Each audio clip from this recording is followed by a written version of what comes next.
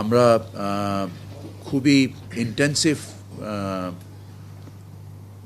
নেগোসিয়েশনের মাধ্যমে 8টা রাউন্ড বাংলাদেশ এবং জাপানে উভয় দেশেই আমরা একটা অর্থনৈতিক পার্টনারশিপ এগ্রিমেন্ট আজকে খসড়া আমরা চূড়ান্ত করলাম।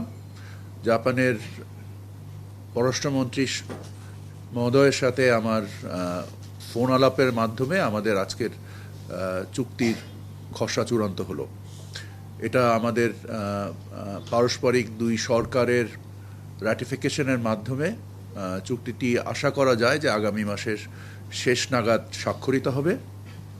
এটা আমাদের ইতিহাসে প্রথম অর্থনৈতিক পার্টনারশিপ এগ্রিমেন্ট। এই এগ্রিমেন্টের মাধ্যমে আমরা প্রায় 97% অধিক পণ্য বাণিজ্য সুবিধা নিয়ে জাপানে আমরা যেতে পারবো এবং আমাদের এই চুক্তির ব্যাপ্তি আমাদের মানব সম্পদ, সেবা খাত, উৎপাদনশীল খাত।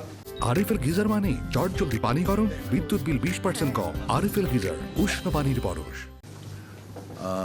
সহ আমাদের মুভমেন্ট অফ ন্যাচারাল পারসনস সহকারে আমাদের একটা সামগ্রিক চুক্তি এবং সম্ভবত আমরা মানে উভয় দেশ এর মাধ্যমে আমরা আমাদের দেশে বিনিয়োগ আকর্ষণে সক্ষম হব এবং বাংলাদেশে যত জাপানিজ বিনিয়োগ আছে তাদেরকেও আমরা আশ্বস্ত করতে সক্ষম হব যে আমাদের দ্বিপাক্ষিক বাণিজ্য বৃদ্ধি পাবে, নতুন বাণিজ্যের সৃষ্টি হবে, বিনিয়োগ সম্ভাবনাকে আরও উজ্জ্বল করবে। স্টেজিং করে মানে 10 বছর না 12 বছর, সরি 18 বছর, 18 বছরে ধাপে ধাপে আমরা তাদেরকে বিভিন্ন রকমের শুল্ক সুবিধা দিব।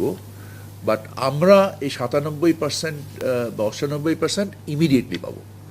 সো আমাদের পণ্যের বৈচিত্র্য এবং আমাদের আমদানির বৈচিত্র্য এবং আমাদের আভ্যন্তরীণ শুল্ক, এই জিনিসগুলোকে মানে কনসিডারেশনে নিয়ে আমাদের যারা নেগোসিয়েশন টিম ছিল বাণিজ্য সচিবের নেতৃত্বে আমরা এই কাজগুলোকে এইভাবেই করেছি।